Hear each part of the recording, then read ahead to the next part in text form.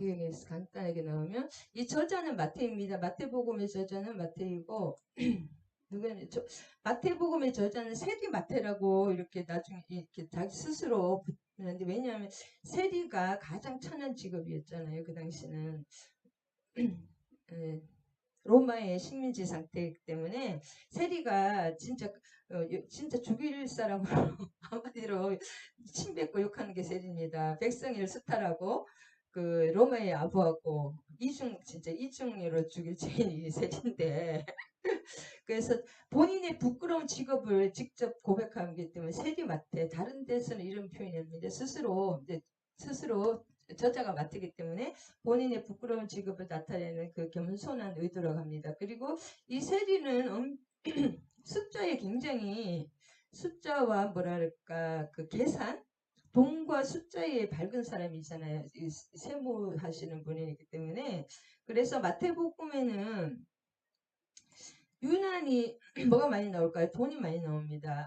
네, 마태복음에는 그 돈, 이건 아니네요. 마태복음에는 돈이 참 많이 나옵니다. 할렐루야. 그래서 그게 많이 나오고, 그리고 이제 세리 마태가 숫자가 굉장히 또 중요하다는 게 이따가 또 나오겠습니다. 그리고 이 저자는 세리 마태이고, 저작 연대는 주후 50년대 후반에서 70년 이전이라고 합니다. 기록 장소는 안디옥, 시리아 안디옥 후반기에. 네, 그때 바로바로 지은 것이 아닙니다.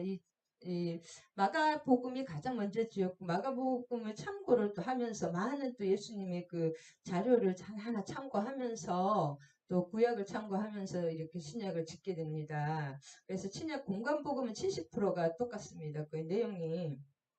그 다음에 이것은 믿지 않는 유대인을 대상으로 쓰여지기 때문에 유대인에게서 뭐가 제일 중요해요? 이 사람이 혈통과 피와 족보 혈통과 족보를 굉장히 우리도 지금 우리나라도 지금 2000년 지난 지금도 우리가 막 족보 따지고 뭐 쌍놈 뭐 그런 거 따지잖아요. 족보가 있으니 뭐 그런 거. 지금도 똑같은데 그 당시는 얼마나 유대인에게는 족보가 가장 효과적인 도구였습니다. 그래서 예수님이 출신 성본이다.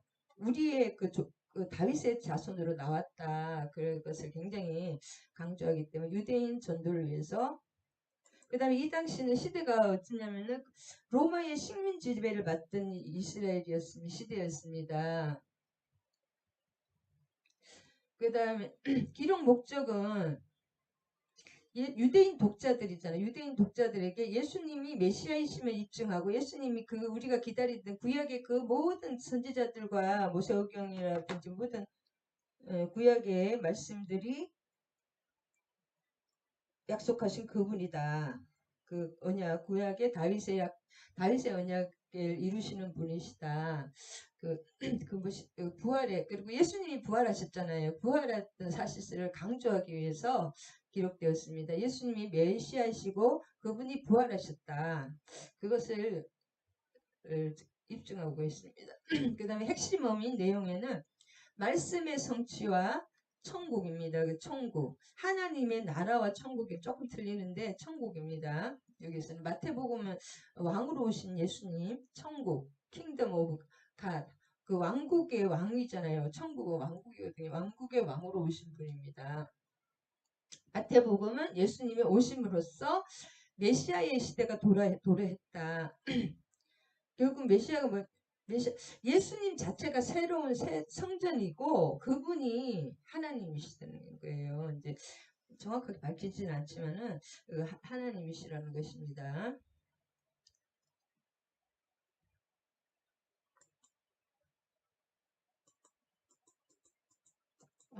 재료가 다 없어져 버렸네요. 자료가 다 지워져가지고 있는 것만 또 나누기로 합니다. 그래서 주제는 하나님의 나라입니다. 하나님의 나라. 예수님 이 주제가 근데 하나님의 나라라기보다는 천국입니다. 천국과 하나님의 나라가 있다 조금 틀립니다. 그래서 마태복음의 주제는 우리가 알아보기 쉽게 하나님의 나라이다, 하나님의 나라이다. 그것을 알 수가 있습니다. 그 나라와 그 의를 구하라. 그리하면 그리고 하나님의 나라에는 치료와 그 축사가 엄청 많이 나오거든요.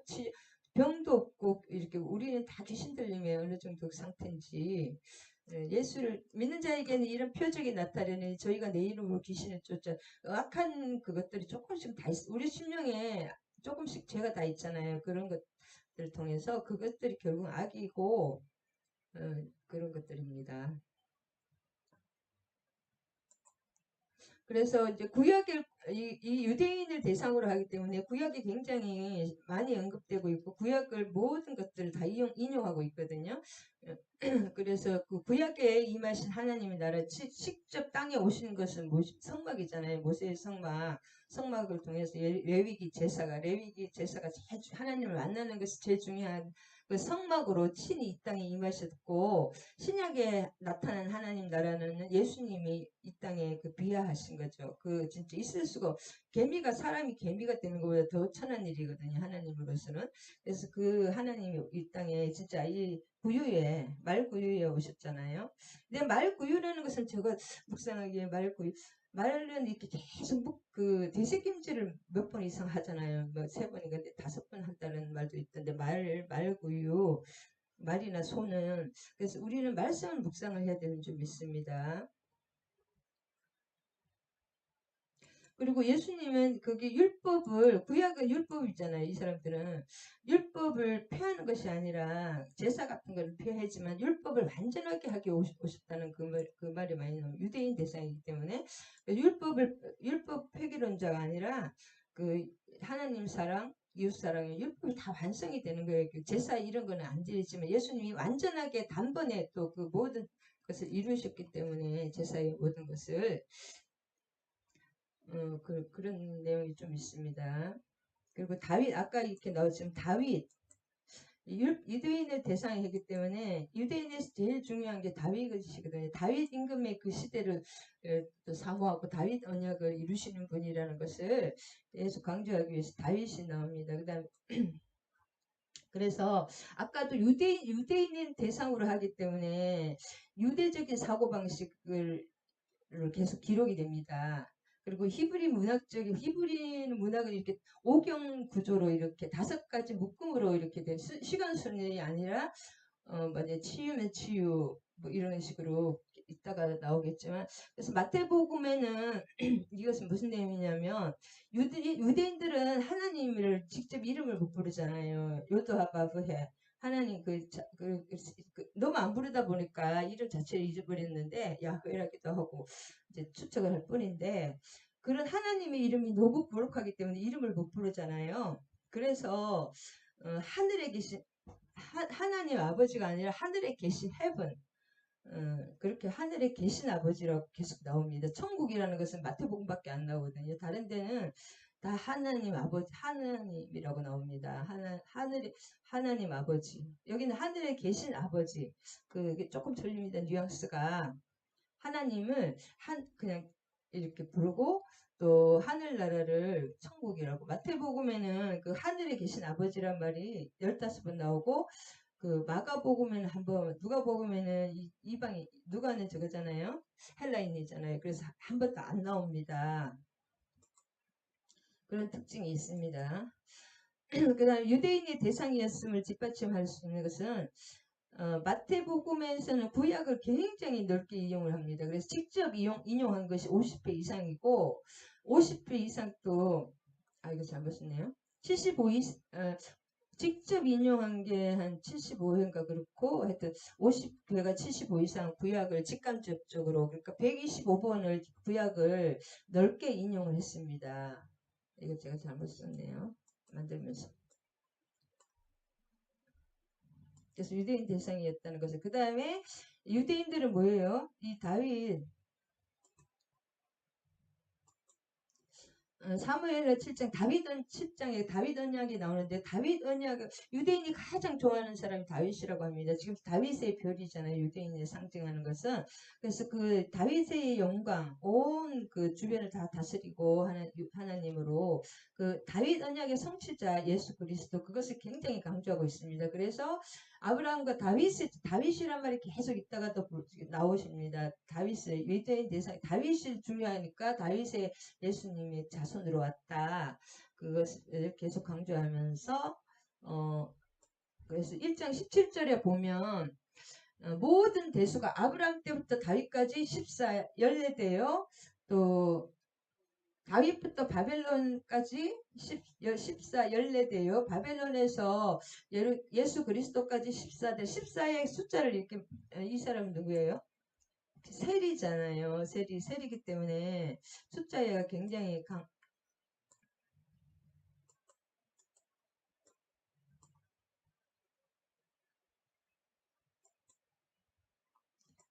숫자에 굉장히 숫자가 좀 뛰어나잖아요. 세부 계산하시는 분이기 때문에.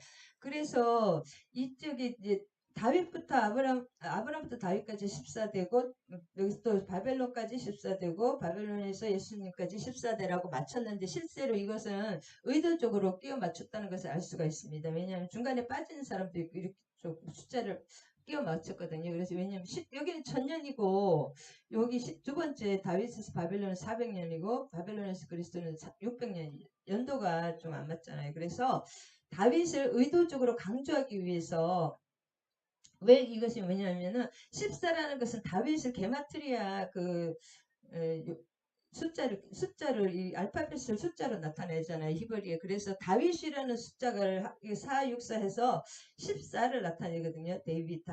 다윗은 숫자가 14예요. 이름을 숫자로 게마트리아로 해보면 그래서 14는 다윗의 수기 때문에 이 14를 숫자를 끼워 맞췄습니다. 의도를 가지고 그것을 알 수가 있다. 다윗을 굉장히 강조하고 있다. 로마의 이스라엘 그 식민지에 있던 얘기입니다. 그래서 지금도 메시아를 기다리고 있죠. 지금도 이 이스라엘 사람들은 뭐예요? 예수님을 인정하지 않고 메시아를 자기들이 지금 이렇게 기다리고 있습니다.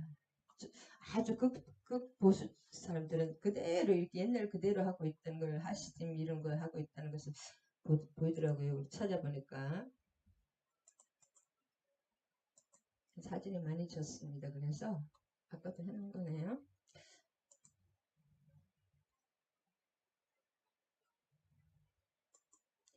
그래서 믿지 않는 유대인이 대상이었기 때문에 그 천국하고 하나님 나라가 조금 틀리거든요. 언어상으로도 이제 영어로 표현해 보면 하나님의 나라는 킹덤 오브 하나님의 왕국이고 천국은 킹덤 오브 헤븐 하늘의 왕국이 있잖아요. 그래서 하나님의 이름을 쓰지 않기 위해서 이름을 마음대로 못 부르잖아요. 너무 거룩하시기 때문에. 그래서 유대인들은 사고방식이다. 그래서 천국 하늘의 왕국 여기는 하나님의 왕국 하나님의 이름을 못 썼다는 그 특징이 있습니다. 이거 유대인들은 그렇잖아요. 다 적어서 그래서 근데 또 예수님의 공생의 사역을 그 세 가지로 요약해 보면 마태복음 4장 9장 35절에 예수께서 온 갈릴리 두루 다니사 그들의 회당에서 가르치시며 또 천국 복음을 전파하시며 백성 중에 모든 병과 모든 약한 것을 고치시니 이런 그 귀신 축사와 치유가 굉장히 많이 나오잖아요. 그때 한꺼번에 다 모아놓습니다. 그 다음에 9장 35절에는 예수께서 도시와 마을에 두루 다니사 그들의 회당 참 이 회당이 너무 부럽고 참 여기도 해당이잖아요. 해당에서 사도 바울도 해당으로 유대인들은 무작정 남자 10명만 되면 해당을 짓기 때문에 거기 가서 마음껏 이렇게 설교도 하고 복음을 전할 수가 있었잖아요. 그게 너무 참 부러운 것 같아요. 해당에서 가르치시며 천국 복음을 전파하시며 모든 병과 모든 약한 것을 고치시니라. 천국이 예수님께서 천국이시잖아요. 천국에는 병이 없고 이런 것들이 약한 것이 없고 그렇다는 것입니다. 내가 진짜 예수님과 그분의 십자가와 보혈을 완전히 그거와 일치가 되고 그 부활과 완전히 연합이 되고 내 속에 정결케 되면 이 천국의 역사가 일어나야 됩니다. 우리 속에는 아직도 구원이 이미 구원을 우리는 중생을 했지만 또 그 완벽한 그 영혼 육의 완전한 구원을 또 이루어 가고 있는 상태이기 때문에 영적 전쟁을 해야 됩니다. 영적 전쟁. 할렐루야. 그래서 그 오경 구조라고 할 수 있습니다. 이 유대인 사고 방식의 모세 오경 구조로 5등분으로 이렇게 나눠 있다. 그래서 효과적인 1장이 족보로 시작하는 이유는 유대인이기 때문에 족보가 피와 혈통과 족보를 중요시하는 유대인 대상이기 때문에 계속 족보가 나오고 그것도 다윗의 숫자 14에 맞췄다. 그 다음에 이걸 잠깐 그냥 별건 아닌데 유대의 그 히브리 문학은 10가지 기법이 있습니다. 히브리 문학은 10가지 기법이 있는데 그 중에 성경의 모든 그 문학 그 기법에 의해서 이게 또 되게 저게 되거든요. 기법에 의해서 이게 기록이 되지. 이런 글을 기록할 때 그냥 막 이렇게 내 맘대로 막 기록하는 것이 아닙니다. 그런 어떤 틀에 의해서 기록이 되기 때문에 특별히 주님의 말씀은 얼마나 또 그렇습니까? 그 당시 유대인의 히브리 문학에 제일 많은 게 반복입니다. 계속 반복. 그만큼 반복하는. 이게 성경도 계속 실은 반복이 되거든요. 우리가 몰라서 그렇지. 그 반복과 그 다음에 뭐냐면은 수미쌍관법이 중요합니다. 수미쌍관법. 그 알고 보면 다 앞뒤에 그 앞과 뒤가 이렇게 수미쌍관법으로 똑같고 그 다음에 그 수미쌍관법의 특징은 제일 가운데가 제일 중요하다는 거예요. 그래서 여기서 또 여기 1장에 17절까지 중에서도 또 중앙에 다윗이 옵니다. 그리고 모세오경이라든지 이런 것도 레위기가 제일 중요하기 때문에 중간에 오고 이따가 이제 마태복음에 산상수훈이 5, 6, 7장인데 6장에 주기도문이 나오고 6장이 또 제일 중요합니다. 다 중요하지만 그 중에서도 제일 핵심은 또 이 수미쌍가법의 특징은 앞과 뒤가 똑같다는 거예요. 꼬리와 머리가 똑같고 그 다음에 가운데가 제일 중요하다는 것입니다. 그런 특징이 있고 그런 이 수미쌍관법과 대칭법이 있거든요. 대칭법 인클로징이라는데 가운데 부분을 중심으로 앞뒤가 똑같아요. 대칭이 됩니다. 이 뭐랄까 데칼코만이라고 그런 것이 거의 다 이렇게 되어 있습니다. 그 복음서가 그것이 유대의 히브리 문학 기법이라고 합니다. 자, 그래서 다시 한번 보시면은 구약에는 하나님 나라가 성막으로 이 땅에 성막에 하나님이 내가 너희와 함께 하시다. 근데 실제로 이제 신약에는 예수님이 실제로 없고 지금은 예수님이 부활 승천하셨지만 우리 속에 어디입니까? 하나님의 나라가 우리의 심령입니다. 우리의 심령 보좌에 예수님이 계시고 성령님이 계시고 하나님이 계십니다. 우리 심령이 하나님의 보좌이기 때문에 우리의 마음을 깨끗이 매일매일 씻어야 됩니다. 심령이 가난한 자는 심령이 깨끗해야 된다는 것입니다. 가난하다는 것은 그런 사람은 주님을 보고 심령이 정결한 사람은 하나님을 볼 것이요. 그 말이 여기 마태복음에도 나오잖아요. 그래서 마태복음 1장을 요약해 보면 14대씩 3부로 3번 아까도 말했죠. 14대씩 3부로 나눠서 이 족보가 그렇게 되어 있습니다. 그래서 그 의도를 가지고 마태도 이렇게 그 생모하시기 때문에 굉장히 수학에 능통하셨을 것입니다. 숫자라든지 이런 구조적인 그런 거에 숫자에 14에 맞췄다.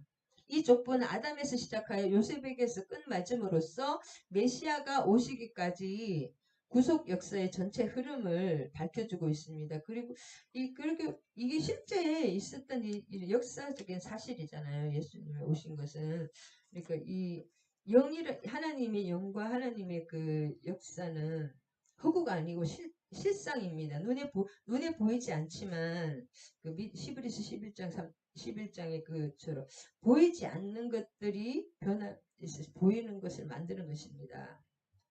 우리가 연필 한 자루를 내가 이것을 만들기 위해서 이것을 상상을 하고 머리로 생각하고 디자인을 하고 그렇게 해야지 이게 실제로 그 다음에 행동으로 막 만들어야지 이것이 만들어지는 것처럼 우리 보이지 않는 것이 먼저 있고 그것이 있은 다음에 실체가 나타나는 것입니다. 갑자기 휙 해가지고 나오는 것이 아닙니다. 진화론처럼. 그래서 1장 1절에서 17절에 쭉 보면 마태가 아까도 예수 그리스도의 족보로 그의 복음서를 시작하는 족보. 참 이것 때문에 족보에서 시험 진짜 저도 초등학교 때부터 말씀 좀 조금 읽으려고 하면은 여기서부터 시험이 되는 거예요. 족보가 너무 지루해가지고 이따가 포기하게 되는 그게 시험을 주는 장이기도 한데 이걸 건너뛰고 읽었으면 좋았을 텐데 왜 그렇게 참 어리석은지. 읽다가 여기서도 걸립니다. 여기서 걸려서 성경 한 번 좀 모처럼 읽다가 읽으려다가 이제 여기서 또 시험에 걸려 넘어지는 거 걸려서 그랬는데 혈통과 족보를 중시했던 그 유대인들의 그 대상으로 했기 때문에 그렇다.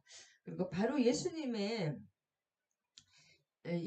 바로 구약 시대에 그 살았던 믿음의 조상들의 자손들이라는 거예요. 그러니까 예수님이 우리의 조상들이 쭉 있잖아요. 근데 유대인들은 이걸 읽으면 눈물을 그렇게 은혜롭다고 합니다.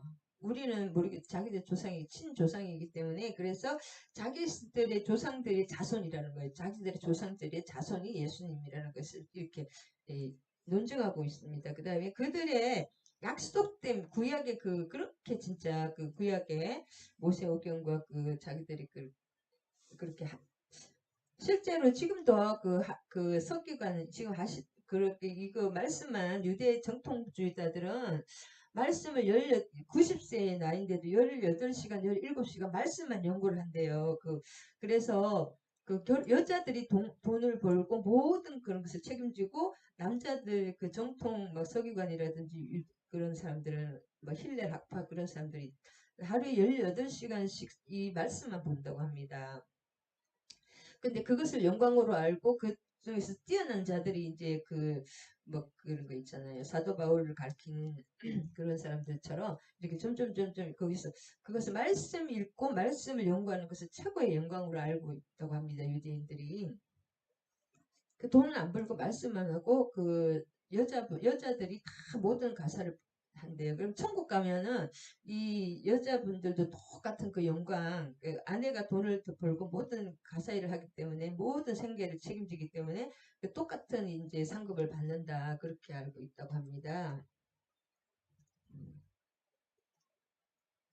그리고 18절에서 25절을 쭉 한 번 더 요약해 보면 무슨 내용이냐면 이 부분에 예수 그리스도의 나심은 이러하니라 이렇게 나오고 이 부분의 탄생 기사는 예수님의 탄생하신 그 기사는 다윗의 자손 예수님이 하나님의 아들이심을 강조하고 있습니다. 그러니까 다윗을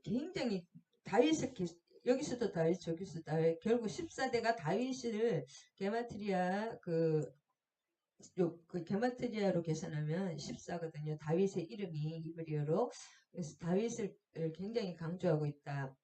그래서 아브라함과 다윗의 자손이라는 거예요. 믿음의 조상, 최고의 그 믿음의 조상도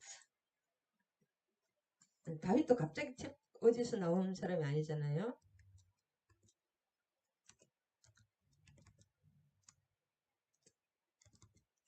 그래서 다윗을 굉장히 강조하는 것은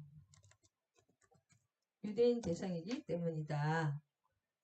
그리고 의도적으로 마태는 다윗의 숫자 14에 맞췄다. 세 번에 14에 맞추고 결국은 이렇게 아브라함이 이삭을 낳고 쭉 이렇게 됩니다. 조상이.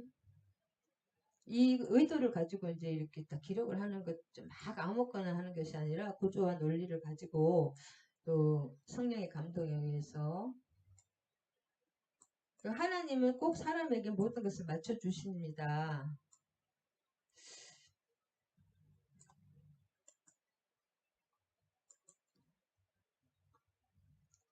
그래서 1장은 이게 저거 족보기 때문에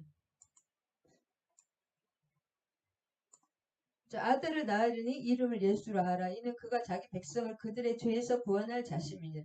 이름 자체가 예수님은 다른 사람은 살기 위해서 진짜 막 자기 영광을 위해서 우리가 많이 태어난다면 예수님은 그 죽음 십자가 도 영광이긴 하지만은 죽기 위해서 태어나신 분입니다. 그들의 죄에서 예수님의 사명 십자가에 죽는 그 사명이 제일 우리의 죄를 구원하신 것을 그러니까 얼마나 감사한지 모르겠습니다. 그것을 믿는 것이 믿음입니다.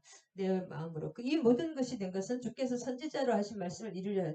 그러니까 결국 예수님은 하나님은 바로 그냥 일을 그냥 이렇게 하라 저렇게 하라 그냥 옛날에 왕들처럼 그세르크스스 아하수에로 왕 이런 사람들은 그냥 손 안 내밀면 그냥 그 사람의 손끝에서 생사가 갈림이 된다면 예수 하나님은 그렇지 않습니다.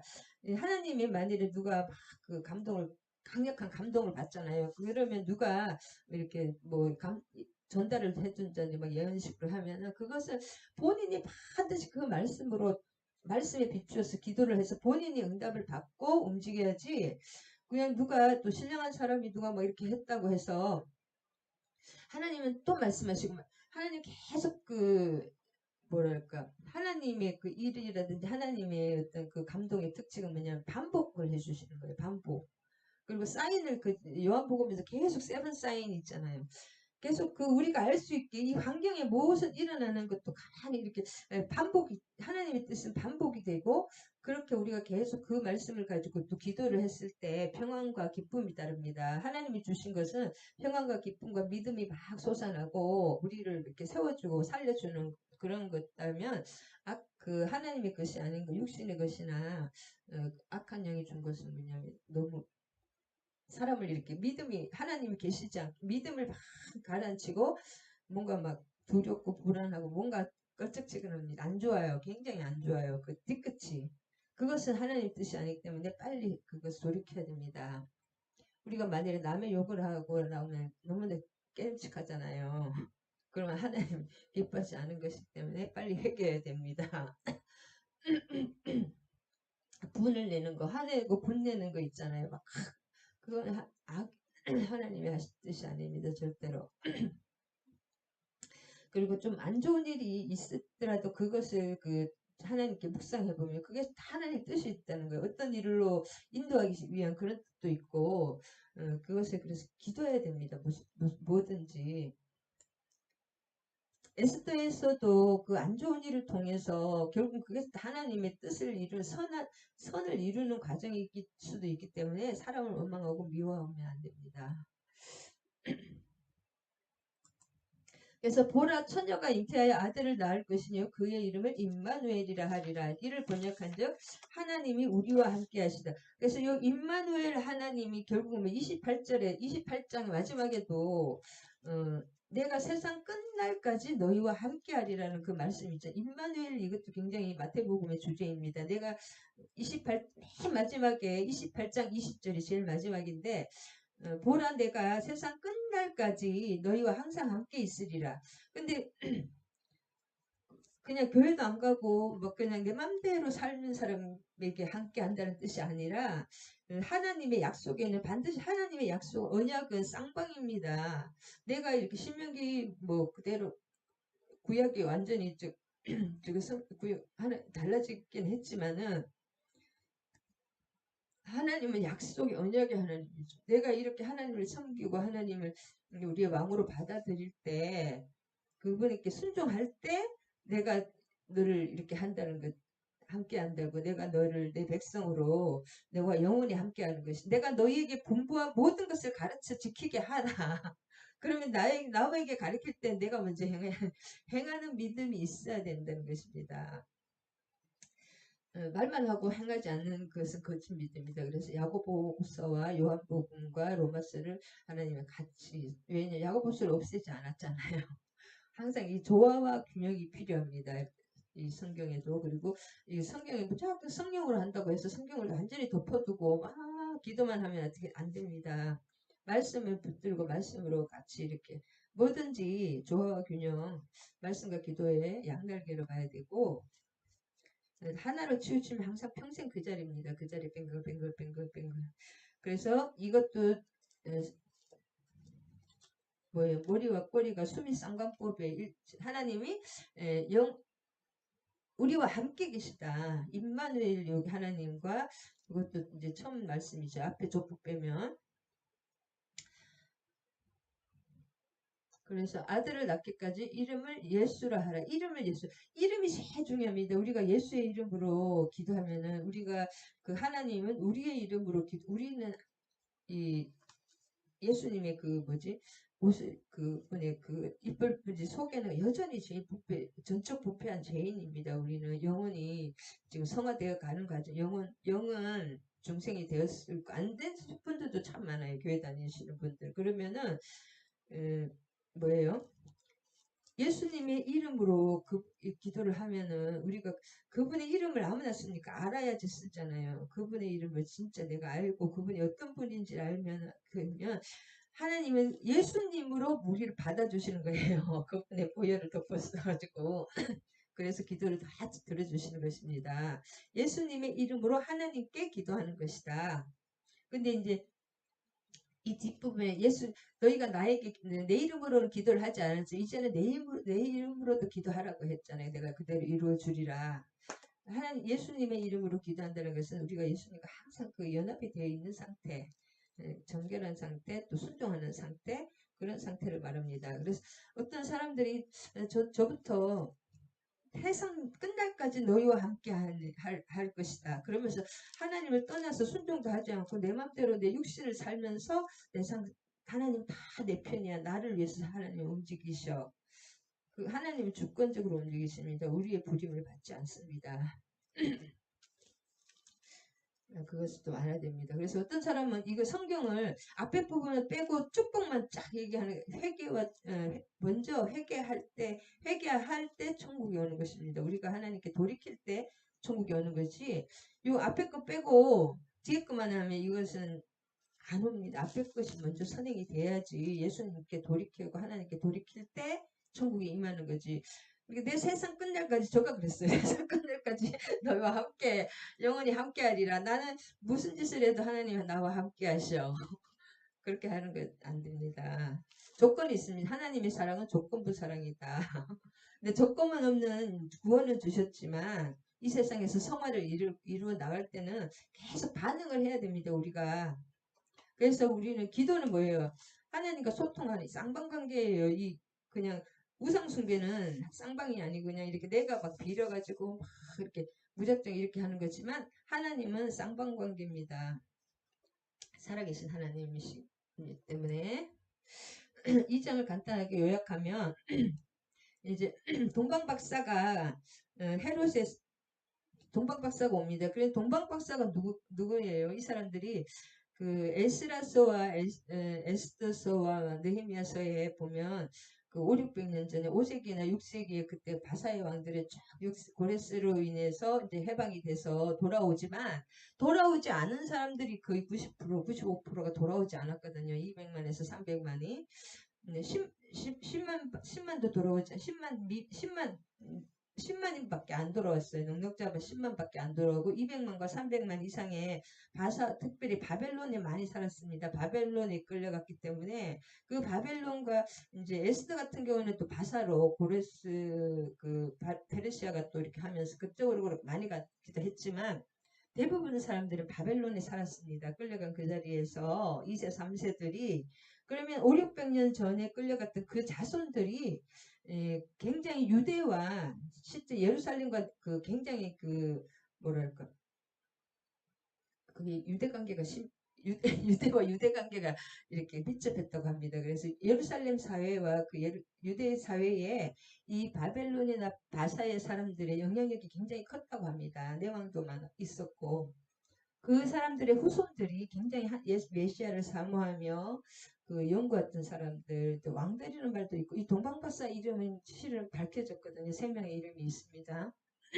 동방이라는 것은 예루살렘의 동쪽을 동방이라고 했기 때문에 바사나 특별히 이제 페르시아 내지는 바벨론을 말하는데 바벨론일 가능성이 많다고 합니다.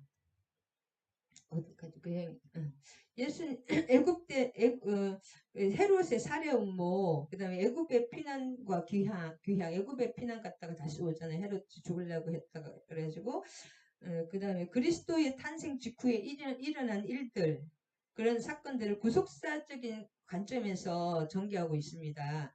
그리고 동방박사의 경배는 만왕의 왕이신 주의 왕권 하나님의 왕권 하나님은 예수님이 오신 것은 여기 왕으로 오신 거예요. 왕으로 그 하나님 그분이 하나님의 나라이자 그분이 우리의 경배의 대상입니다. 그분이 하나님이자 그분이 우리 새 성전이 되시는 그분이 오신 거예요. 그리고 그 하나님의 나라는 죽어서 가는 것이 아닙니다. 절대로. 하나님의 나라 내가 그분의 성령의 지배 안에 말씀의 통치 안에 하나님의 통치와 지배 통치 안에 다스림 안에 있는 그것이 하나님 나라지 이 땅에서는 아무 상관없다. 갑자기 죽어서 천국 가는 건 아닙니다. 이 땅에서과 그분의 관계입니다. 천국은 관계예요. 할렐루야. 그래서 내가 더 가까이 가면 갈수록 나에게 천국이 더 임하는 것입니다. 이 세상 환경에 상관없이 제가 경험한 바로서는 하나님께 더 가까이 가게 되면 이 환경이 나빠져도 그냥 환경에 상관없이 평안한 것 같아요. 좀 환경이 흔들릴 수는 있어요. 사람이기 때문에. 그렇지만 궁극적으로 성령님이 우리와 함께 하시고 또 하나님의 뜻을 알기 때문에 고난이 와도 그것이 그렇게 고난이 안 돼. 감사하더라고요. 내가 믿음이 약하니까 하나님은 이렇게라도 내 붙들어주지 않으면 내가 이렇게 세상으로 갈 수밖에 없다는 거 저 자신을 알기 때문에 너무나 감사하게 되더라고요. 고난도. 그러니까 하나님의 뜻을 알면 감사하게 돼요. 우리가 어떤 힘든 일도. 그리고 이제 동박박사의 경배는 만왕이신 주의 왕권을 그 다음에 왕권을 인정하는 거잖아요. 그 다음에 헤롯의 살해 음모는 사탄의 살해 의도. 그러니까 예수님에 대해서 이게 두 개의 세력이 동방에서부터 그 사모하는 그 바사의 백성이랄까 바벨론 바사의 그 디아스포라 후손들이 이렇게 막 이렇게 경배하고 목자들이 경배하고 그런 세력이 있지만은 그 죽일라는 헤롯의 세력이 있잖아요. 그 두 개의 살해하는 사람이 있고 이렇게 경배하는 사람이 있다. 그 다음에 살해 의도, 사탄의 살해 의도가 여기서부터 나온다는 거고, 그 다음에 애굽의 피난은 인류의 구속을 위해서 오욕의 땅까지 가신 주의 구속사적 열정을 보여줍니다.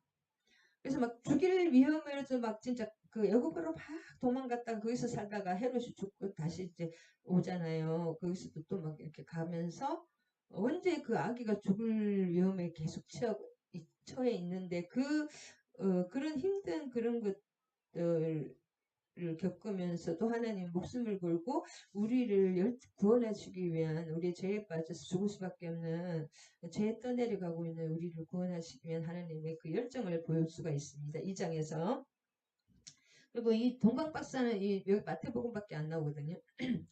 그래서 유대 베들레헴의 나심에 동방으로부터 박사들이 동방박사라는 것은 이 사람이 완전히 그 디아스포라 유대인들입니다. 디아스포라 유대인들. 그 메시아를 지금도 메시아를 기다리고 있잖아요. 또 예수를 믿지 않는 분들은 그렇게 예루살렘에 이르러 실제로 이렇게 왔습니다. 그리고 마태는 왕이신 예수님이라 마가는 종 대신 예수님, 누가는 인간의 예수님, 요한은 하나님 대신 예수님 그 얘기를 쭉 하고 있는데 네, 그래서 헤롯 왕이라는 이 사람이 굉장히 중요합니다. 중요한 게 아니라 배경이 됩니다. 신약에. 그래서 왕에 의해서 모든 것이 또 되기 때문에 이 헤롯 왕의 에서의 후손 이두메 사람이라고 해가지고 나중에 이두메가 굉장히 그 이스라엘보다 커졌어요. 밑에가 이렇게 굉장히 커져가지고 세력이 그리고 밑에 그 왕국의 그 처갓집의 왕국이었고 자기 외갓집이 그 또 밑에 왕국이었거든요. 그래서 이 사람이 나중에 로마에서 엄청 하여튼 정치 머리는 엄청 안티파트의 아들이라고 합니다. 이두메 사람 안티파트의 아들이고 영웅의 아들이라는 이름을 가지고 이 헤롯 가문들을 진짜 보면은 그 정치력은 굉장히 이 사람이 이 많은 건물을 짓고 예루살렘 성전을 지었잖아요. 헤롯 성전 엄청나게 지었는데 죽고 나서 그게 완성이 되었는데 이 정치력은 결국 로마에 막 그렇게 아부하고 로마에 또그 가이사 왕족들하고 같이 로마에서 이제 우리도 지금 돈 많고 막 그런 분들은 유학하잖아요. 유학하면 친구들이 또 맺으시잖아요. 막 그 유명한 왕족들이나 이런 식으로 로마의 사람들과 굉장히 친했습니다. 돈도 많이 주고. 근데 이제 70세의 치명적인 17절에 보면 이 17절에 이 사람이 죽거든요. 이에 선지자를 통하여 7절 하여튼 이 사람이 이때 죽습니다. 치명적인 병으로 70세에 죽게 되는데 여러 정황 그래서 이 사람의 연대기와 그 예수님 태어난 것을 보면은 예수님이 이 사람이 죽기 이전에 태어난 거잖아요. 이렇게 하기 때문에 이 사람이 BC 4년에 죽었거든요. 주전 4년에 죽었기 때문에 예수님은 그 이전에 BC 4세기 후반이나 5세기에 태어났다고 합니다. BC 5년, 5세기가 아니라 5년, BC 4년과 5년에 태어났다고 합니다. 왜냐하면 이 사람이 살아있을 때 막 죽였잖아요. 동방박사를 만났잖아요. 근데 요새가 지금 헤롯 왕이 70세 때거든요. 그래가지고 헤롯 왕이 완전히 미쳤다고 할 수가 어떤 얘기냐 하면은 이 사람이 막 그 건축도 많이 하고 막 그 정치적인 욕심이 어마어마하게 하고 유대인들의 막 부역을 동원해서 많은 것을 세웠습니다. 그래서 유대인들이 더 싫어했는데 예루살렘 성전도 건축하고 막 건축을 어마어마하게 많이 했어요. 이 사람이. 극장과 원형 경기장, 뭐 기념비, 우상재단, 뭐 성체 엄청나게 많은 것을 건축했는데 10명의 아내를 뒀는데 첫 아내를 그 하고 첫 아들이 있거든. 첫 아내와 첫 아들을 과대망상적으로 죽여서 옆에서 이렇게 자꾸 이렇게 부추기잖아요. 또 정적들이 항상 있잖아요. 왕족이 좀 높은 사람들은. 그래서 과대망상으로 자기를 반역한다 그래요. 다 죽이고 죽기 수일 전에 죽였어요. 자기가 죽기 전에 또 다 죽였습니다. 그 다음에 이 사람이 이제 무슨 출신이냐. 왜냐면 배경을 좀 알면 이해가 쉽기 때문에 이 사람이 무슨 출신이에요? 이두메 출신이잖아요. 자기 아버지부터 이두메 출신이 정통 히브리 사람이 아니라 그럴까? 이두메 에돔 사람이 에돔 사람. 그러니까 일본 사람이 우리나라에 왕이 되어 있는 거랑 마찬가지예요. 그러니까 그 출신 성분에 대해서 굉장히 컴플렉스가 많았기 때문에 그래서 둘째 아들은 마카비 가문 그 하스몬 왕조를 가장 존경했거든요. 이 유대인들은 그 출신이 자기가 약하면 그 왕족이나 이런 사람 붙들듯이 그 마카비 출신 아들 아내와 두 아들이 또 있었는데 그렇게 잘 살다가 또 죽였어요. 옆에서 이렇게 자기 반란한다 그래가지고 두 아들과 아내를 다 살해하고 또 세 번째 아내와 하여튼 그 첫째, 둘째 부인과 아이들 다 죽이고 얼마나게 많이 죽였습니다. 자기 반란 일으킨다고. 그래서 약간 그 돌아든 상태로 결혼을 10번이나 했습니다. 그러면 정신적인 문제가 굉장히 많다는 것이에요. 10명의 아내인데 앞에는 다 죽였습니다. 아들까지 다 죽이고 아내도. 그런 70세 를 일기로 죽었습니다. 19절에 여기 사람이 70세에 헤롯이 죽은 후에 주의 사자가 애굽에서 조셉에게 이때 이제 헤롯이 얼마나 사나운지 알겠잖아요. 22세 예수님 죽이기 위해서 다 그러니까 이 사람은 자기 왕권에 대해서 너무나 그 노이로제 과대망상에 걸려가지고 자기 아들과 자녀와 부인도 다 죽이고 둘째 부인과 둘째 아들 두 아들도 다 죽이고 그런 사람이니까 누가 이렇게 왕이 이런다는 것을 못 견디겠죠. 그래서 얼마나 이상한 사람 죽이려고 혈안이 돼 있는 사람이거든요. 왕권을 위험할까 싶어서 그래서 굉장히 위험한 때에 태어나셨다. 위험한 왕에 이것도 또 하나님의 또 허용적 작정입니다. 허용적 작정. 나쁜 일을 통해서도 하나님은 다 하나님 뜻을 이루십니다. 좋은 일만 수술수술 이루시는 게 아니에요. 우리 성경에 보면 안 좋은 일을 통해서 하나님은 우리가 축복을 통해서는 한 개도 못 배우지만 어떤 고난을 통해서는 100가지 이상을 배운다고 합니다. 그래서 고난을 많이 겪은 사람은 엄청 지혜로워요. 겪어보면 알잖아요. 몸으로 알게 됩니다. 저도 그런 것 같아요. 고난을 아직도 처리들 들었는지 진짜 고난 말도 못합니다, 여러분. 근데 지금 생각하면 참 너무나 감사한 거예요. 그 고난이 있으니까 내가 계속 하나님께 매달리고 나갈 수 있는 문이 없으니까 그렇게 되는 것 같아요. 근데 그 고난을 통해서는 진짜 100가지 1000가지의 우리에게 도움이 되는데 축복을 통해서는 오히려 교만해지는 수가 하나님을 멀어집니다. 항상 성경을 보나 우리 삶을 보나 유대인의 왕으로 나신 이가 어디 계시냐 우리가 동방에서 그의 별을 보고 그에게 경배하러 왔노라. 아까도 이 사람들은 누구냐 디아스포라 그 600년 5, 600년 전에 그 바사와 바벨론과 바사에 있었던 그 디아스포라 유대인들 200만의 거의 200만 이상의 유대인들이 있었잖아요. 그 사람 대부분은 안 돌아왔거든요. 95%의 그 포로 2세, 3세들, 4세들입니다. 5세들이기도 하고요. 5, 600년이 지났기 때문에 10세들 수도 있겠네. 엄청 계산을 못합니다.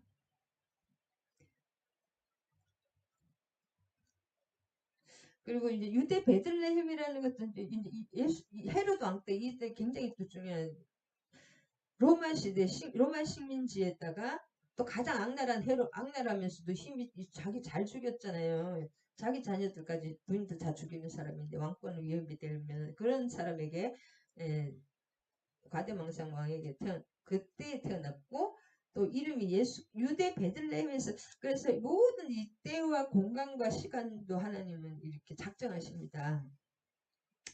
그래서 베들레헴에 태어났던 것은 이 베들레헴이 구약에서는 에브라다라고 불리거든요. 미가서 5장 2절 한번 보겠습니다.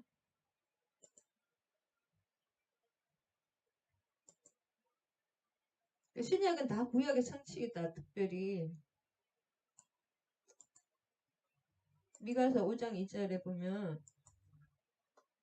베들레헴 에브라다야 너는 유다 족속 중에 작을지라도 이스라엘을 다스릴 자가 내게서 내게로 나올 것이라. 그의 근본은 상고의 영혼에 있느니라. 예수님은 영혼에 그분은 하나님이시잖아요. 근본의 영혼과 상고에 있고 베들레헴을 에브라다라고 부르 작은 마을이라는 거죠. 비록 굉장히 작지만은 이스라엘을 다스릴 자가 거기서 나온다는 것입니다. 그러니까 미가서 5장 2절에 그분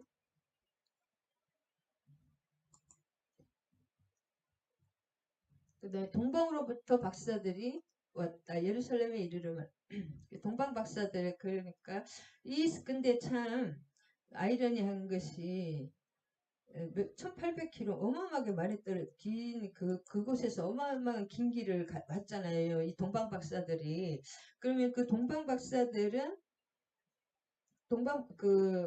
바벨론이나 바사에서 온 그 사람 디아스포라 유대인 후손들은 이 별을 보고 알았잖아요. 메시아가 오신다는 것을. 그리고 확실하게 믿었기 때문에 결국 그 찾아서 조금 오류가 있었지만은 왕이 나시니까 왕궁으로 간 거예요. 헤롯 왕궁으로.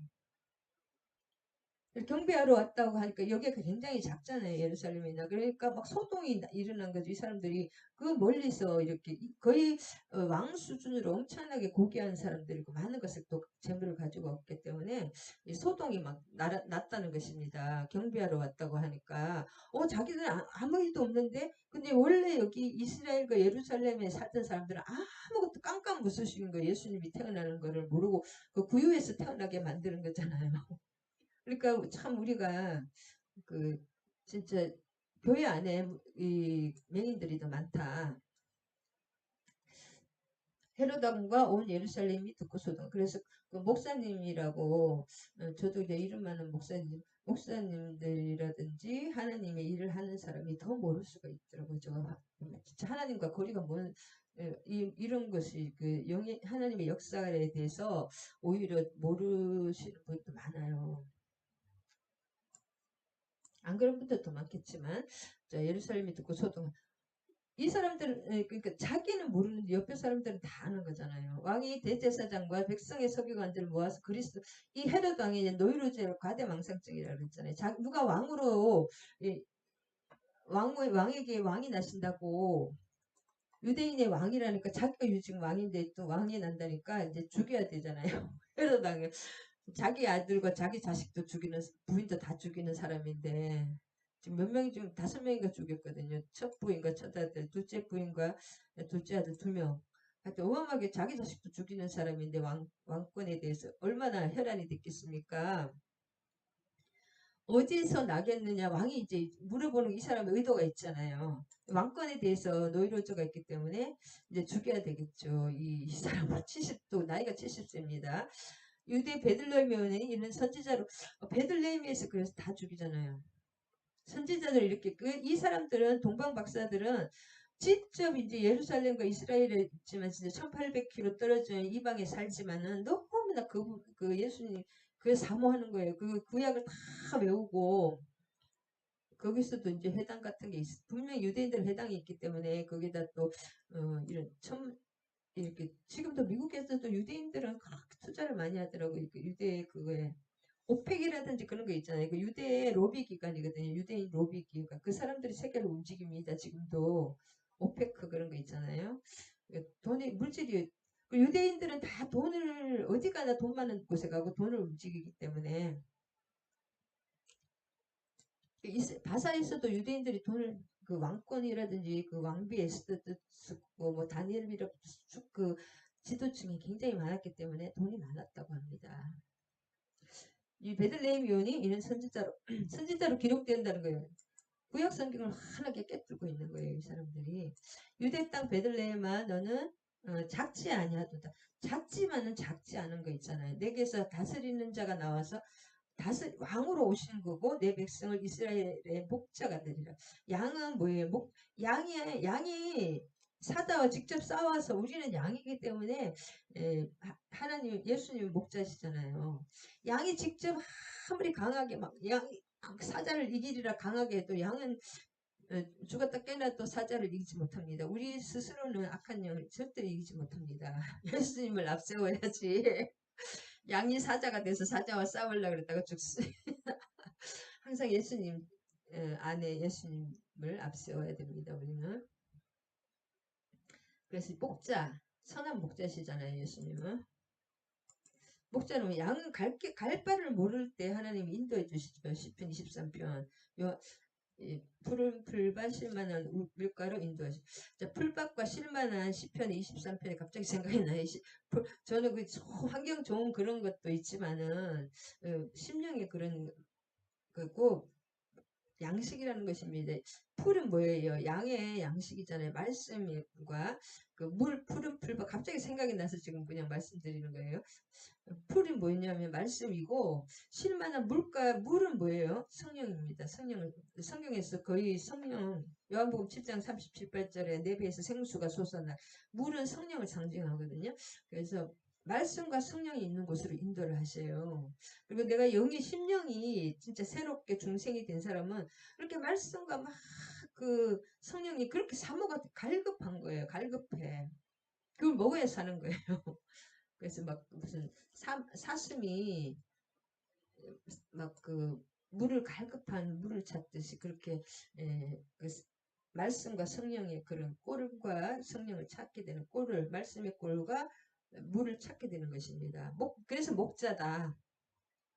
그쪽으로 인도를 우리 이제 교회라든지 어떤 것도 하나님이 인도해 주십니다. 기도하면서 응답받고 나가야 됩니다. 이때 헤롯이 가만히 박사를 불러 별이 나타난 때를 이 헤롯이 완전 노이로제 걸린 사람이니까 왜 때를 묻겠습니까?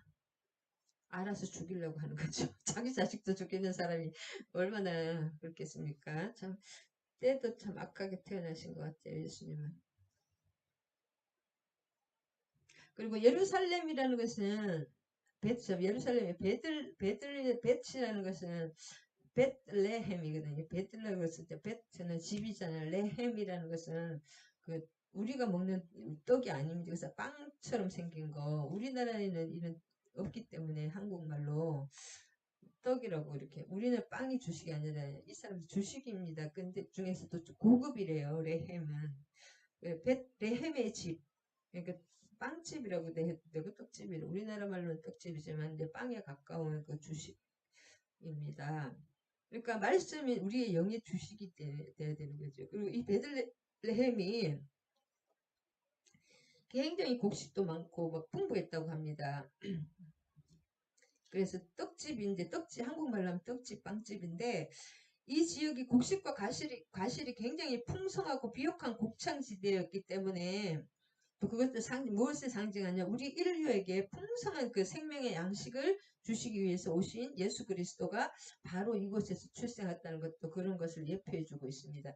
이런 우리의 풍족한 생명의 양식 곡식과 과실이 굉장히 풍성하다고 합니다. 여기가 이름이 그러니까 그 오직하면 떡집이 먹을 게 많으니까 떡집이지 뭐 떡집이 아니면 방앗간이겠죠.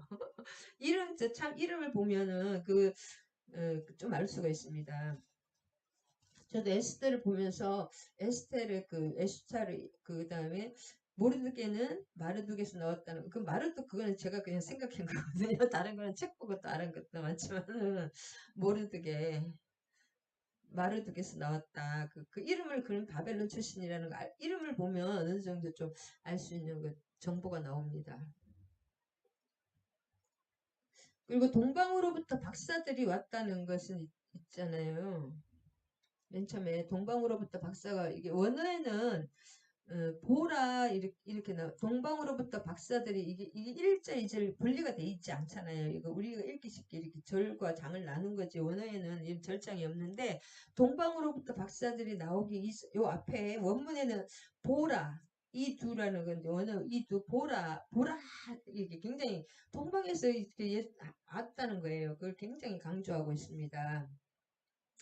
다시 한번 동방이 저는 바벨론이나 바사에서 특별히 이제 바벨론에 많이 살았기 때문에 바벨론에 대다수 끌려간 사람들이 그 예루살렘에 상당한 영향력을 미쳤던 그 유대인 포로들이 정착하고 있었다고 합니다. 바벨론에. 그래서 바벨론이 그냥 그 완전 디아스포라 유대와 절단된 게 아니라 굉장히 돈이 많잖아요. 이 사람들 유대의 영향력을 굉장히 많이 끼쳤다고 합니다. 그래서 메시아에 대한 구약의 그 예언을 깊이 알고 있었던 것은 그들이 유대인과 밀접한 또 관계가 있었던 자들임을 알 수가 있습니다. 그리고 구약에 보면 그 디아스포라로 끌려가신 분 그 사건이 그대로 나오잖아요. 대부분들이 거의 200만이 300만이 남아 있었기 때문에 그래서 6세기 말에 이 동방박사 이름들이 밝혀졌는데 누구냐 하면 멜론과 벨사살과 가스프라고 정확하게 이름을 밝혔습니다. 이 사람들이 실제 인물이다. 그 다음에 2장 2절 다시 한번 유대인의 왕 유대인의 왕 예수님이 돌아가실 때 그 명패에 뭐라고 써있어요? 유대인의 왕이란 말이 라틴어, 헬라, 히브리 세 개의 로마의 언어가 라틴이거든요. 그 세 개의 언어로 딱 모든 입으로 그 유대인의 왕으로 선포가 되는 것입니다. 그리고 다윗의 자손. 그리고 유대인의 왕, 다윗의 자손 이런 것은 메시아의 그 다른 별칭이었다고 합니다. 유대인의 왕, 다윗의 자손.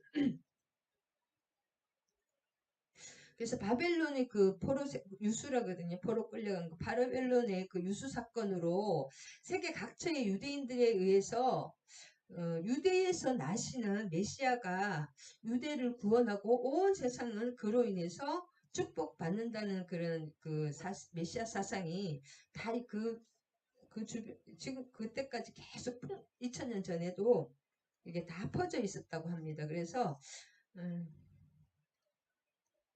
한편 예수님은 유대인의 왕으로 오셨잖아요.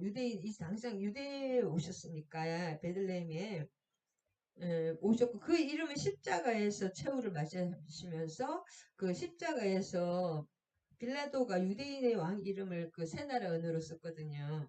자칭이란 말을 누가 계속 그 대제사장 이쪽에서 하라고 바리새인들이 자칭이라고 쓰지 말라고 해서 그렇게 유대인의 왕으로 그 명패를 그 최후를 맞이하셨거든요. 그 이름이라든지 이런 것이 기록이 굉장히 중요합니다. 당신의 그 메시아성을 직감적으로 드러내셨다.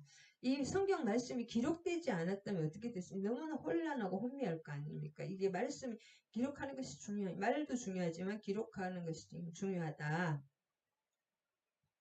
근데 실제는 너무나 아이러니하게 성경 모든 것이 아이러니한 그것이 근데 십자가가 부활, 생명이라는 것이고 부활에서 죽어야 사는 그런 것인데 정작 그 아이러니가 뭐냐면 메시아의 그 도래를 엄청 고대를 했잖아요. 그 고대하고 뭐냐면 3,000년 전부터 계속 고대하고 있었던 메시아를 실제로 자기들이 그렇게 기다리고 그렇게 막 성경을 외우고 모세 오경을 외우고 했던 그 사람들은 유대인 사회에서는 전혀 몰랐다는 거예요. 지금으로 봐서는 예수님 그 교회에서는 전혀 몰랐던 거예요. 예수님에 대해서 전혀 몰랐는데 그 이방 교회 안 다니는 사람들이 지금 예수님 탄생하셨다고 교회에 크리스마스로 오신 거예요. 교회에서 뭐야?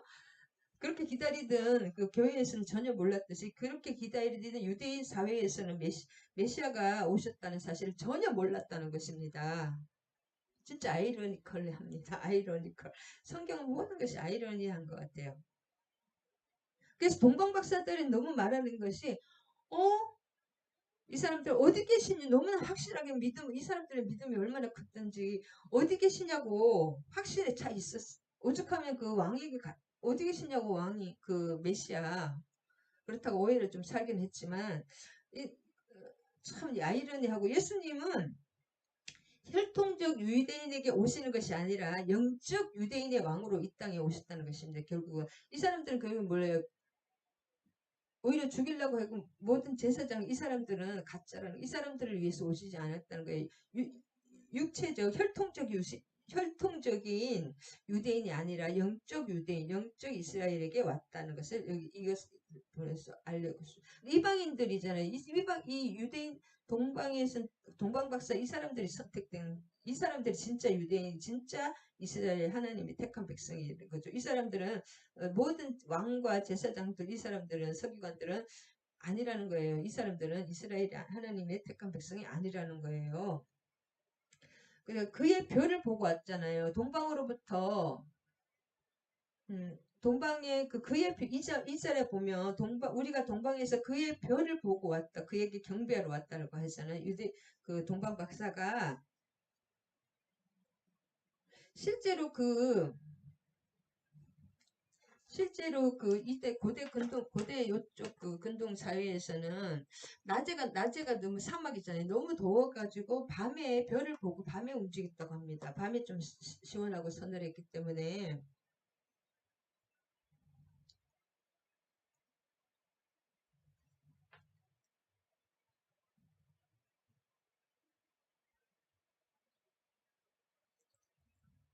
밤에 그래서 실제로 움직이고 그 밤이니까 이게 깜깜하잖아. 완전히 깜깜한데 그래서 별을 보면서 이렇게 그 방향 뭐 북극성이 있는 게 북쪽이고 그런 게 별을 보면서 그 방향을 정확하게 알았다고 합니다. 밤에 뭐 전기가 있었겠어요. 2000년 전에 밤에 이렇게 랜턴 그런 게 없잖아요. 별을 보면서 낙타를 타고 이동했다고 합니다.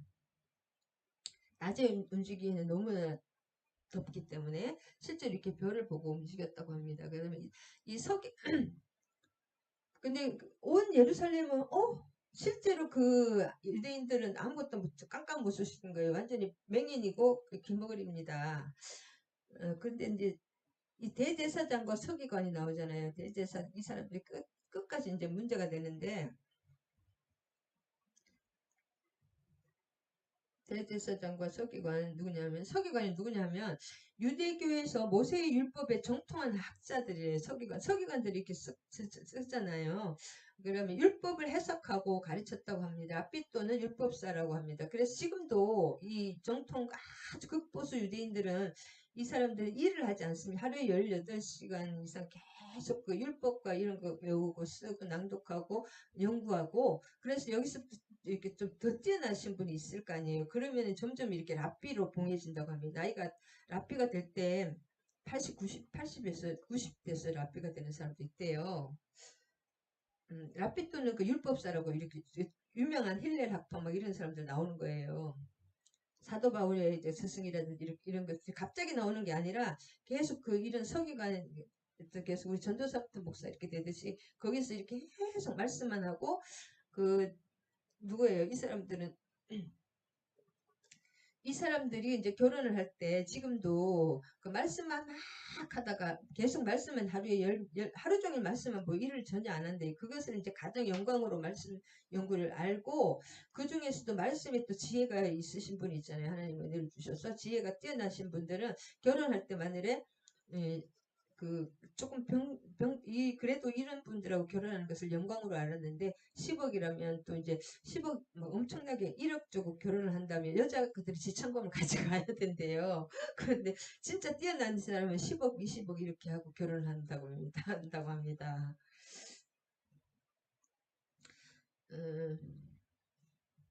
오늘 빨리 끝내야 되겠네요. 오늘 여기까지 하겠습니다. 할렐루야. 그의 별만 잠깐 하면 그의 별, 그 실제로 이 별이 어떤 별이냐고 여러 가지 이제 정확한 그 학설에냐면 제일 이제 좀 유력한 학설이 그때 해성이나 폭발로 인해서 엄청나게 빛을 몇 주 동안 그 별이 막 진짜 기상 이변이 있잖아요. 이번에도 막 무슨 기상 이변이 70년 만에 뭐 100년 몇백 년 만에 한 번씩 오는 그런 거 있잖아요. 막 계기일식 이런 거 월식처럼 그런 것처럼 어떤 큰 그 해성 폭발로 인해서 엄청난 양의 빛이 그 별빛이 일주일 몇 주 동안 그렇게 발하는 그런 초신성이 있었다고 합니다. 그 가능성이 제일 좀 지금으로 봐서는 좀 학자들이 제일 많이 받아들이고 있습니다. 할렐루야. 여기까지 하고 오후에 또 나누겠습니다. 아멘. 하나님 감사합니다. 오늘 또 예수님이 탄생하신 크리스마스를 맞이하여서 동방 박사들이 그 동방 그 바사나 바벨론에서 5, 600년 동안 계속 그 기다리던 그 메시아를 찾아왔지만 정작 그 모든 그 기다리고 메시아를 기다리는 정통 그 유대인들 사회에서는 전혀 이 사실을 몰랐고 참 그 사실을 보고 우리가 너무나 또 한번 우리가 생각을 깊이 해봐야 되겠습니다. 하나님을 정작 안다고 하는 교회에서는 전혀 하나님을 모르고 하나님을 몰랐던 이방인들이 오히려 하나님의 백성이라는 것을 깨닫습니다. 이 말씀을 보고 그래서 우리가 육적이나 혈통적인 육적인 그 기독교인들이 정말 기독교인들이 아니라 영적인 새롭게 주님의 영으로 중생하고 그분의 온전한 통치와 다스림 속에 그분과 온전히 십자가와 부활의 연합 그 신실한 연합 신비한 그 연합이 된 사람들의 앞으로 마지막 때 지금 여기저기서 목회자들도 일어나겠지만 평신조들이 쌍쌍이 일어날 것을 이제 바라봅니다. 우리도 이제 마지막 때 대추수를 향해서 세상은 지금 주님이 오시고 재림하실 이 마지막 말세 지말인 줄 믿습니다. 우리가 앞날을 기도하며 주님의 뜻대로 순종해서 더 이렇게 쓰임받는 이 동방박사들처럼 주님을 경배하며 그분을 알아볼 수 있는 영의 눈을 뜨고 영의 귀가 활짝 열려서 순종하며 이렇게 죽이려는 그런 이런 살해 세력이 있다는 것을 알고 영적 전쟁을 하며 주님께 순종하며 또 다른 사람들을 중보하며 같이 한마음 한뜻으로 주님의 하나님의 나라를 그분들의 일꾼이 돼서 왕이신 예수님께 말씀과 성령에 순종해서 쓰임받는 저와 우리 지체들이 되고 그분의 뜻대로 가정에서 삶에서 삶으로 행하는 믿음으로 그분께 반응하고 책임 있는 반응을 하는 저 우리 믿음의 사람들이 되기를 간절히 소망하며 아기 예수님이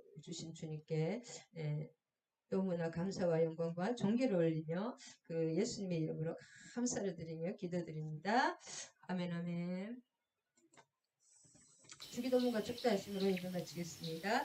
하늘에 계신 우리 아버지 이름이 거룩히 여김을 받으시오며 나라가 임하시오며 뜻이 하늘에서 이루어진 것 같이 땅에서도 이루어지이다. 오늘 우리에게 일용할 양식을 주시옵고 우리가 우리에게 죄 지은 자를 사하여 준 것 같이 우리 죄를 사하여 주시옵고 우리를 시험에 들게 하지 마시옵고 다만 악에서 구하시옵소서. 나라와 권세와 영광이 아버지께 영원히 있사옵나이다. 축도하시겠습니다. 이제는 우리 주 예수 그리스도의 한량없는 은혜와 하나님 아버지의 극진하신 사랑과 성령님 내주 감화감동 교통 강력한 역사하심이 함께하신 우리 지체들과 또 정수의 목사와 이 나라 이민족의 아기 예수님의 이름으로 이제로부터 영원히 함께 하실 것을 축원하옵나이다. 아멘 아멘. 사랑하고 축복합니다.